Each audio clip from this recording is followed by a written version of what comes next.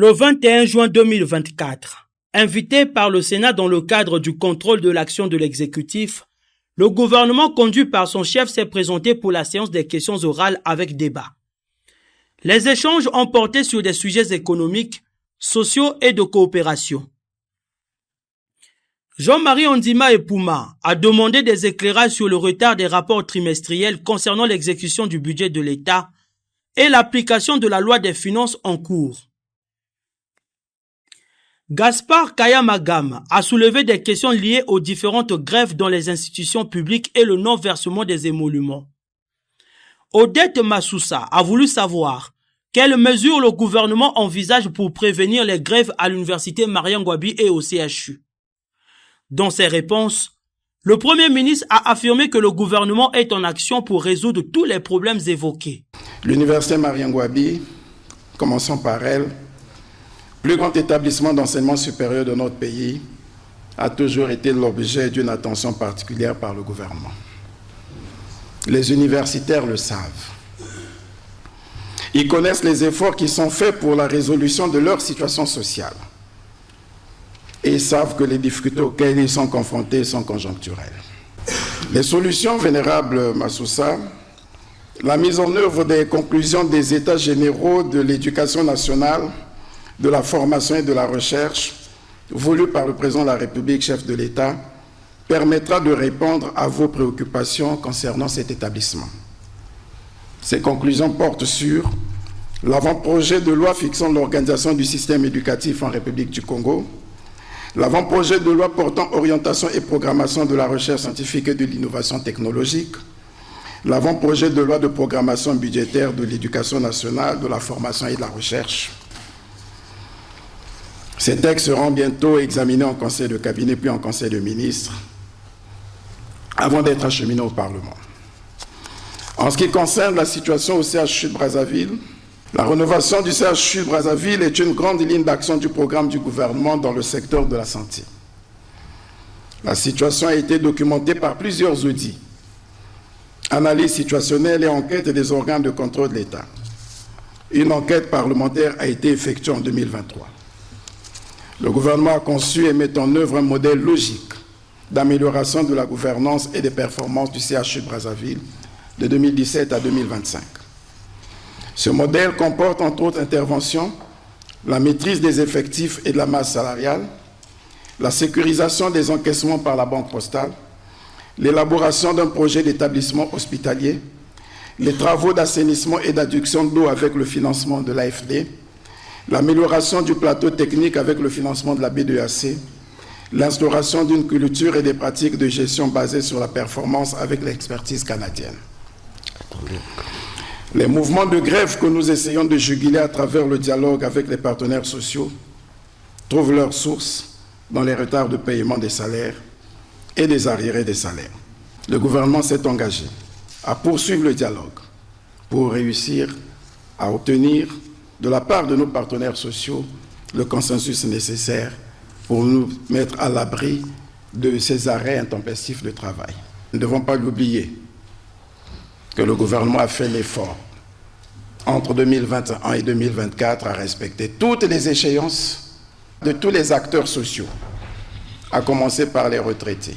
Mais s'agissant de tous, y compris des mairies auxquelles il est fait allusion ici, en passant par les établissements à budget de transfert, les collectivités locales qui ne tenaient plus leur session, et toutes les institutions, jusqu'au 31 mars 2024, on avait difficilement des problèmes de retard de salaire ou d'émoluments. On s'est plutôt permis d'ailleurs de couvrir un certain nombre de charges antérieures. Tout ceci s'explique par une insuffisance de la trésorerie de l'État parce que, comme je l'ai rappelé, nous tenons à sortir notre pays de la dette pour recouvrer nos marges budgétaires. Le niveau des recettes collectées par les régies financières, bien qu'étant sur une légère tendance haussière, est largement inférieur au volume des dépenses exigibles et l'accès au financement sur le marché sous-régional des titres publics est de plus en plus difficile, non seulement à cause du poids de l'endettement, mais aussi à cause de la situation de trésorerie sur le marché sous-régional. Nous devons garder l'espoir. Nous devons rester optimistes. Les résultats sont encourageants car les derniers indicateurs qui m'ont été communiqués montrent que par rapport au produit intérieur brut, le taux d'endettement qui était à 116% maintient sa tendance baissière et tourne aujourd'hui autour de 88 et 90% du PIB. Je voudrais rassurer le vénérable Ondimba Epuma que le gouvernement a bien à cœur de respecter cette disposition de la loi organique. Et le vénérable Epuma le sait en tant que président de la Commission économie et finances du Sénat, qu'étant présentement en programme avec les institutions financières internationales, nous devons nous assurer que toutes les données que nous publions sont validées par nos partenaires. C'est ce travail de concordance des chiffres qui a retardé la publication des documents qui sont à présent disponibles. Et vénérable président, je peux les mettre à la disposition du vénérable Epuma pour qu'il sache que le gouvernement a bien apprêté tous les documents, le rapport sur l'exécution du budget de l'État au 31 mars 2024, le rapport sur l'exécution du budget de l'État au 31 décembre 2023 et le rapport sur l'exécution du budget de l'État au 30 septembre 2023.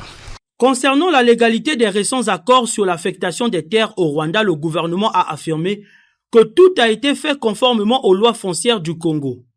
Le Premier ministre a fourni aux sénateurs des informations détaillées et leur a remis une version papier des accords. Les attributions, l'occupation et l'acquisition des terres en République du Congo sont encadrées par de nombreux textes législatifs et réglementaires. Il s'agit notamment de la loi 9-2004 du 26 mars 2004 portant code du domaine de l'État. La loi 10-2004 du 26 mars 2004 fixant les principes généraux applicables au régime domanial et foncier. La loi 21-2018 du 13 juin 2018 fixant les règles d'occupation et d'acquisition des terres et terrains. Le décret 2005-552 du 7 novembre 2005 fixant les modalités d'attribution des biens immobiliers du domaine privé de l'État. Le décret 2021-671 du 31 décembre 2021 fixant les modalités d'occupation des biens immobiliers du domaine public de l'État.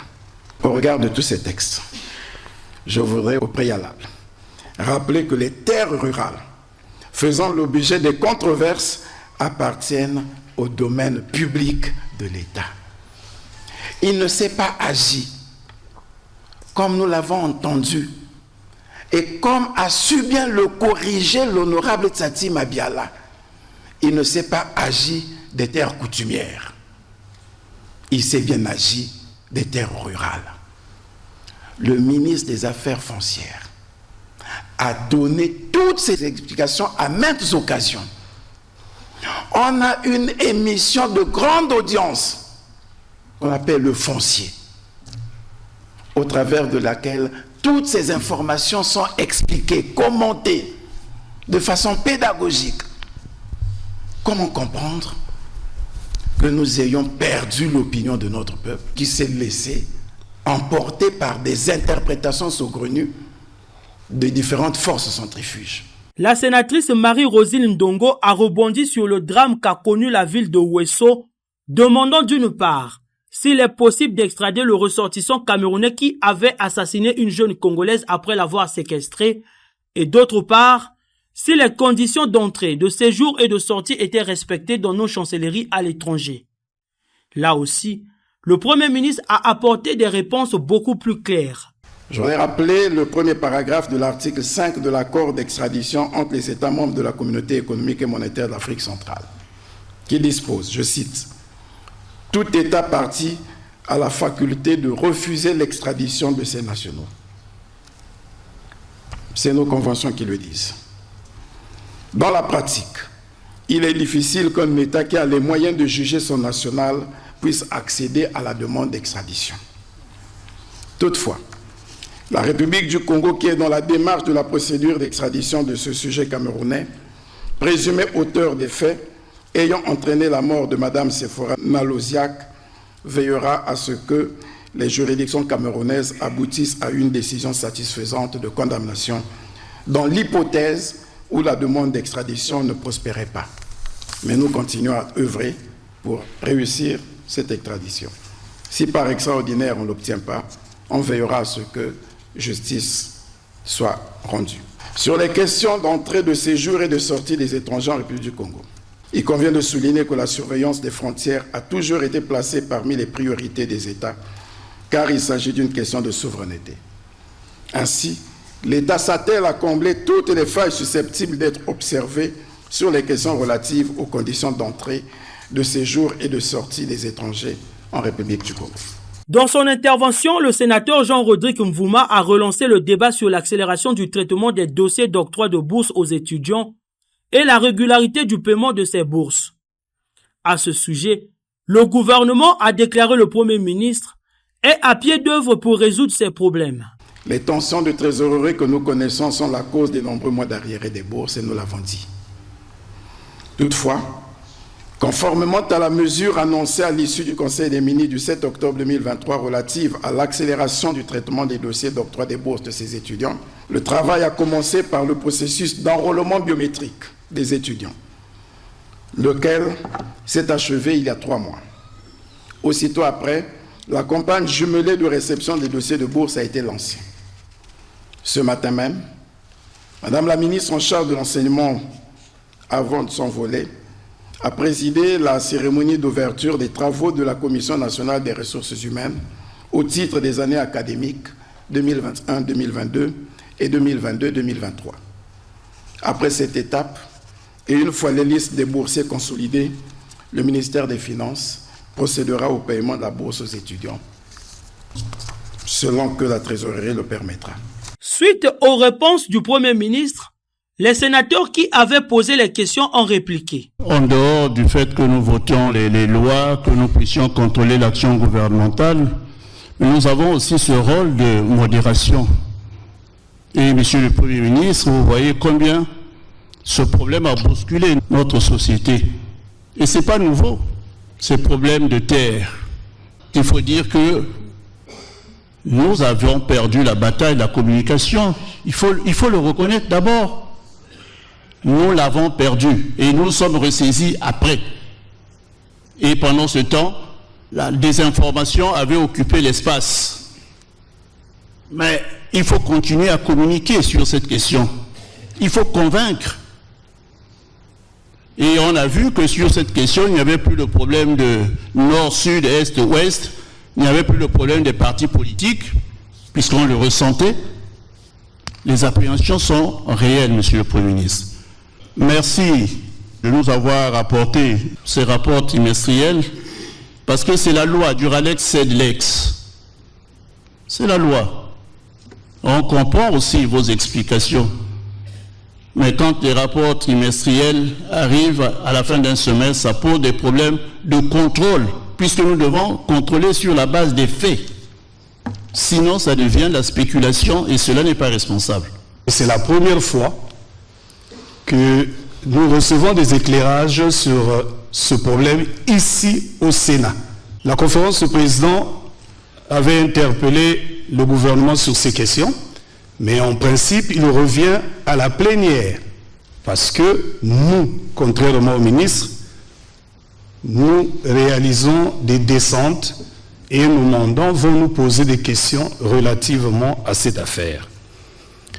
Ceci étant dit, je dis que les éléments de réponse n'ont pas été exhaustifs et je sollicite très humblement du Premier ministre un rendez-vous, s'il peut trouver un créneau dans son emploi de temps très chargé pour nous recevoir, parce qu'il s'agira d'exploiter d'abord les documents qu'il a mis à ma disposition et continuer le débat par rapport à la question posée. J'avais une autre préoccupation sur les retards des salaires. J'avoue que je n'ai pas suivi la dernière phrase du Premier ministre chef du gouvernement qui a suscité un remous dans la salle. Je n'ai pas bien compris. Apparemment, il me semble que le Premier ministre a dit jusqu'en décembre, jusqu'à l'année prochaine, nous allons toujours connaître des retards de salaire. Je ne sais pas, je n'ai pas bien suivi. S'il peut me repréciser ces éléments de réponse concernant cette première préoccupation. Cependant, je l'ai suivi avec beaucoup d'attention. Il a insisté sur l'objectif de la réduction de la dette, objectif principal. Mais à ce stade, je fais simplement remarquer que, en même temps que le gouvernement fait un effort pour rembourser la dette, mais au même moment aussi, le gouvernement contracte la dette. Il me semble que nous sommes au rond-point. Nous remboursons de la main droite, nous contractons de la main gauche. Donc nous devons faire attention sur le choix des dépenses, la qualité de la dépense. Le Premier ministre, dans une synthèse, a éclairci ce qu'est un accord express occupé et a abordé la question du paiement des émoluments. Alors il y a 5 qui ont bénéficié d'autorisation provisoire d'occuper. C'est à Kindamba ou Minduli, à la frontière. C'est à Aubeville. C'est à Loudima. C'est à Makabana. Et puis à Louvakou. Ils sont 5 qui ont bénéficié de l'autorisation provisoire d'occuper. Et je voudrais dire à la représentation nationale que pourquoi le gouvernement n'était pas inquiet? Parce que sur ces espaces de terre, le bénéficiaire d'autorisation provisoire d'occuper n'a rien entrepris encore. Les autorisations lui ont été données le 8 décembre 2022.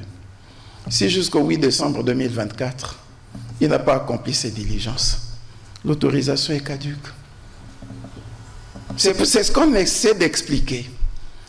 Une entreprise a bénéficié de l'autorisation express. C'est sur Massangui, dans le district de Yamba. C'est sur un ancien ranch de l'État. Ce n'est pas des terres coutumières.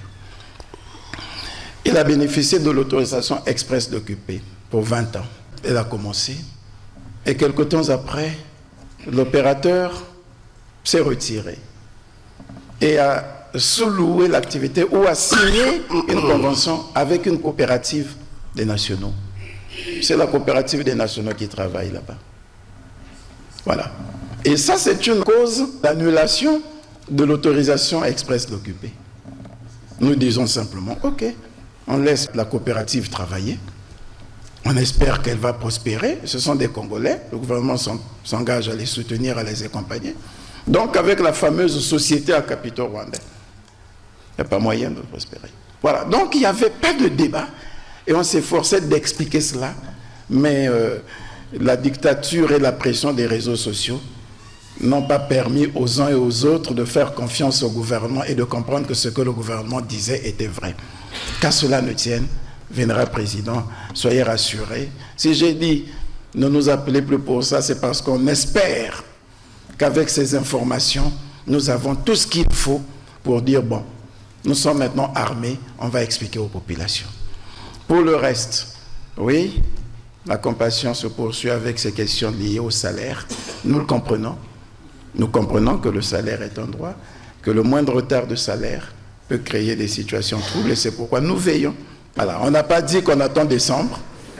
Le gouvernement continue à s'organiser pour que, d'un moment à l'autre, nous reprenions avec ce qu'on peut mettre à la disposition des uns et des autres, mais que l'on comprenne que nous travaillons pour que cette pression soit apaisée, qu'elle soit résolue. À la clôture de cette séance de questions orales avec débat, le président du Sénat, Pierre Ngolo, appréciant l'action du gouvernement, a exprimé son optimisme quant à la détermination du gouvernement à relever tous les défis auxquels il fait face. Comme pour casser le mythe sur les accords actuels, il a mis à notre disposition publiquement l'ensemble des accords. Il a été soulevé aussi la question des arriérés, la question du paiement des institutions, de l'université Mariam Gouabi, les budgets de transfert, pour tout dire. Et la question des étudiants, le paiement de la bourse des étudiants. Le Premier ministre nous a dit à quel point le gouvernement est sensible à ces questions pour autant que ça concerne tout le monde, le gouvernement y compris. Nous-mêmes ici, on est en situation très difficile. Mais le Premier ministre explique cette situation par l'effort que déploie le gouvernement pour tenir les engagements. Parce que le Congo a pris des engagements vis-à-vis des partenaires financiers. Et il faut absolument faire que ces engagements soient tenus en payant la dette extérieure à échéance due. Ce vendredi 28 juin, le gouvernement sera à l'Assemblée nationale pour le même exercice afin d'éclairer la lanterne des députés sur la marche de l'État.